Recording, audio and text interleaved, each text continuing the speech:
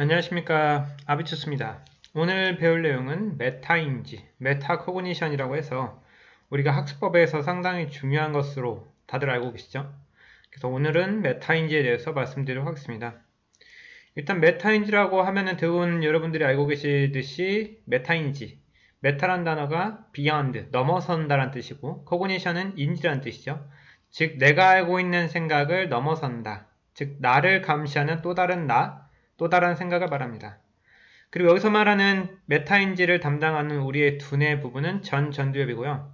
전두엽의 기능 중에서 자신에 대한 정보를 처리한 능력, 타인에 대한 정보를 처리한 능력이 있습니다. 바로 이 부분이 우리가 말하는 메타인지의 정체인 거죠. 즉, 여러분들이 자기 자신에 대해서 충분한 이해를 갖는 사람이면 누구든지 타인에 대한 학습이랑 관련돼서는 출제자의 마음까지 꿰뚫 수 있다는 말이죠.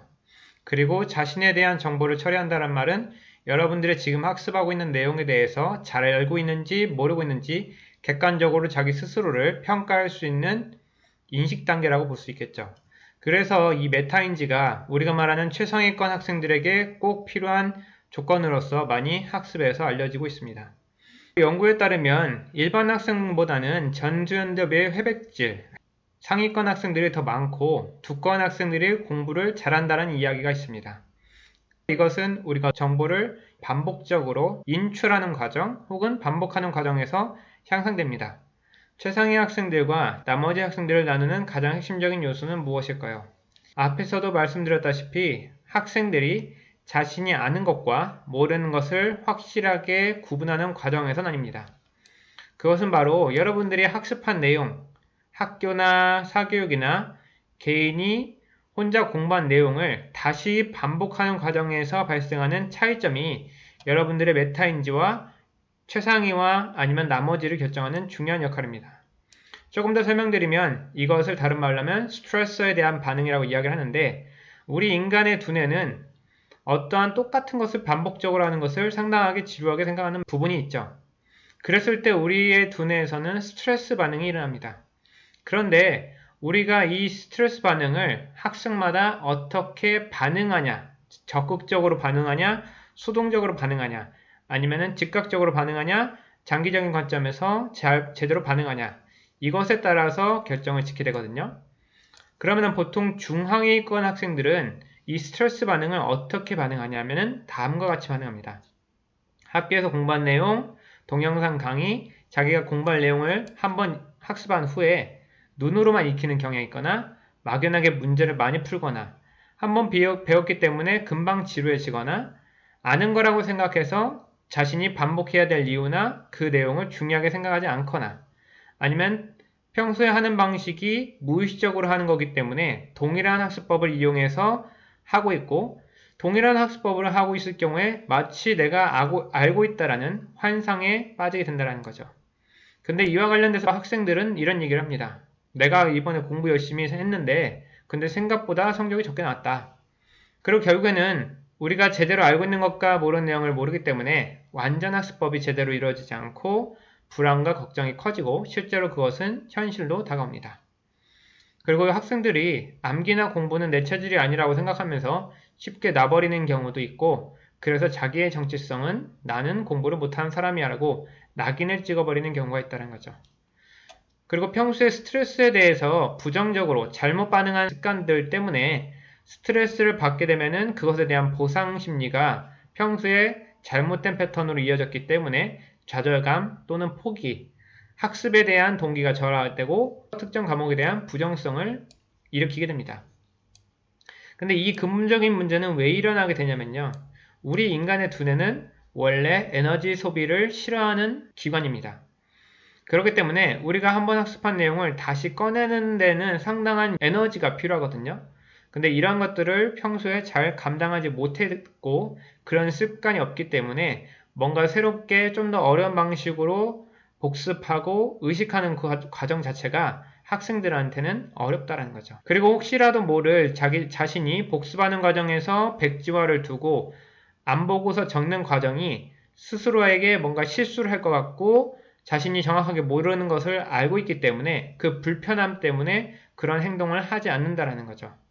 그래서 결국에는 모르는 것이 실제로 시험 가서도 좋은 결과를 낳지 못하게 되는 거고, 그 불확실성을 제거하고 안정성을 확보하려는 우리의 두뇌의 심리 때문에 그렇습니다. 그리고 이와 더불어 학습 내용에 대해서 본인의 상황을 잘 파악하지 못하기 때문에 학교에서나 사교육에서 전달되는 분량을 많이 하거나 난이도가 자기와 맞지 않는 그리고 과도한 선행을 통해서 학생 스스로가 메타인지뿐만 아니라 자기 스스로 학습에 대해서 무능함을 느끼기도 하고 학생 스스로가 정리하는 습관, 정립하는 습관, 그것에 대한 노력, 습관이 만들어지지 않았기 때문에 단순히 사교육에만 의존하는 그러한 악순환이 발생된다는 거죠.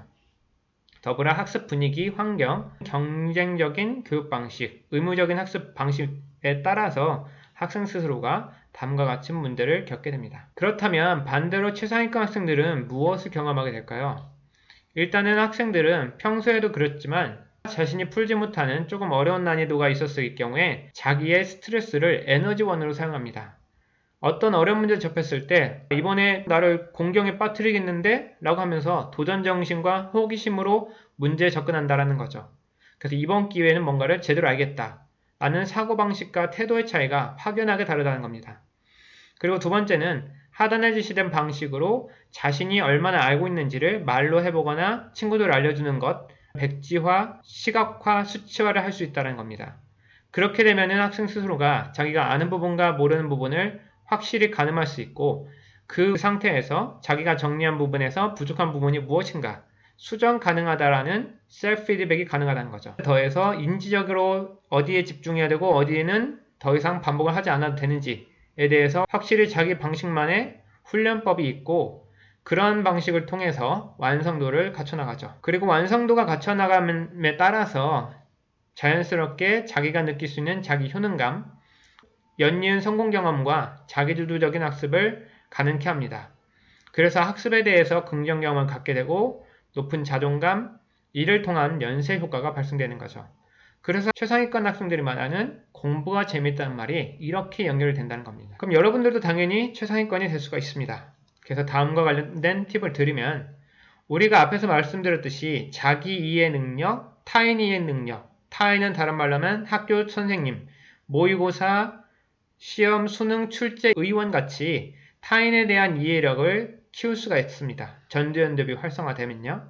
첫 번째로 여러분들이 평소에 하는 과제에 대해서 집중력과 조금 더 집착하는 시간을 늘려봐야 됩니다. 단순하게 1, 2분 정도 매달렸다가 모르겠다고 하면 안 되고 5분, 10분 좀 쉬운 여러분들의 수준의 60%, 70%의 좀 난이도가 있으면 훨씬 더 좋습니다. 너무나 어려우면 포기하게 되고 너무 쉬우면 유치하다고 생각하는 경향이 있기 때문에 다 긴장도나 집중도가 떨어지게 되죠.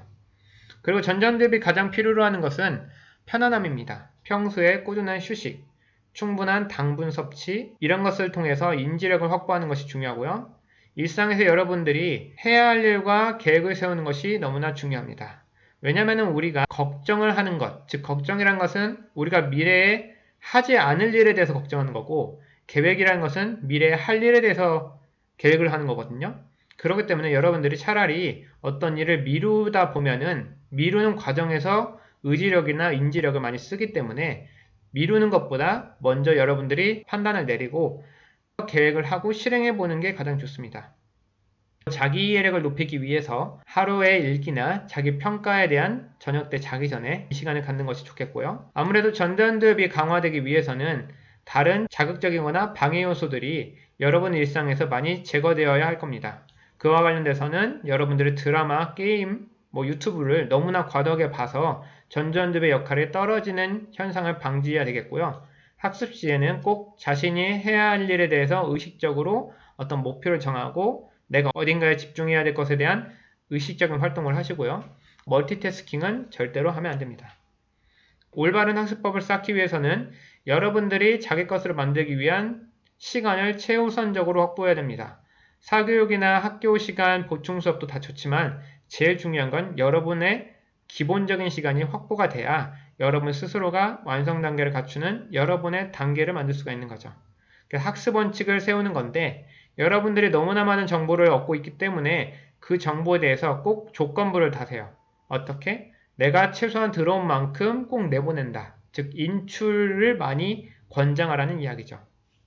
그리고 앞에서 말씀드렸듯이 본인에 맞는 난이도의 문제집, 학습량, 속도를 본인 스스로 결정하고 메타인지에서 말하는 셀프 테스트, 자기의 성향에 맞게 거울을 보고서 친구한테 얘기하듯이 아니면 인형한테 말로 설명하거나 아니면 좀 장애인 친구들 같은 경우는 백지에다 적어보는 경우 셀프 테스트에 대해서 여러분 스스로가 최소한 부가적인 자료나 힌트를 참고하지 않고 순수하게 여러분들의 기억을 활용할 수 있도록 하는 게 좋겠고요. 그리고 학습법에 대해서 너무나 똑같은 방식이 아니라 다양한 재미있는 방식을 고민하면 좋겠습니다. 그리고 밑에서는 백지 활용법에 대한 부분과 실제로 문제풀이 할 때 메타인지를 적극적으로 활용하는 법에 대해서 간단히 적어봤습니다. 감사합니다.